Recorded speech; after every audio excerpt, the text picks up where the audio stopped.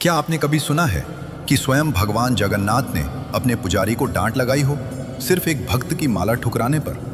कहते हैं रघुदासपुरी के एक महान भक्त योगी थे। वे भगवान राम के परम भक्त थे और उनका आश्रय जगन्नाथ टेम्पल के सिंह द्वार के पास एक बड़े वृक्ष के नीचे था। एक दिन जब वे मंदिर में प्रवेश कर रहे थे, तभी उन्हें भगवान जगन्नाथ के स्थान पर स्वयं राम, लक्ष्मण और माता सीता का दिव्य दर्शन हुआ।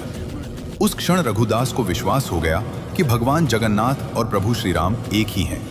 उस दिन से उनकी भक्ति और भी गहरी हो गई। एक दिन उन्होंने भगवान के लिए एक सुंदर माला बनाई। माला फूलों की थी, लेकिन डोरी न मिलने के कारण उन्होंने केले की छाल को धागे की तरह इस्तेमाल किया। भक्ति सच्ची थी, लेकिन मंदिर के नियम कठोर थे।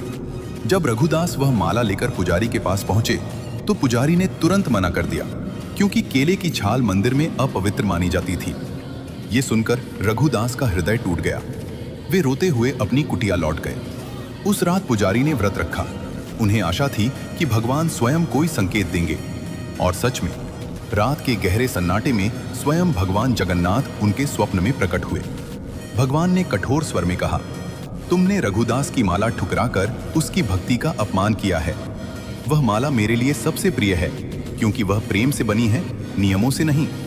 इस समय मेरा भक्त भूखा प्यासा बैठा रो रहा है।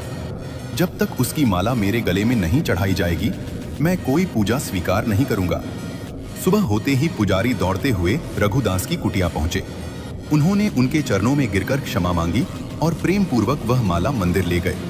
जैसे ही वह माला भगवान जगन्नाथ के गले में अर्पित की गई, कहते हैं पूरे गर्भगृह में अद्भुत सुगंध फैल गई और दिव्य प्रकाश चमक उठा, मानो स्वयं भगवान अपनी प्रसन्नता प्रकट कर रहे हों। जगन्नाथ वही भगवान हैं जो सबसे पहले अपने छोटे भक्त मित्र के आंसू पोंछते हैं। इसलिए कमेंट में लिखें जय जगन्नाथ।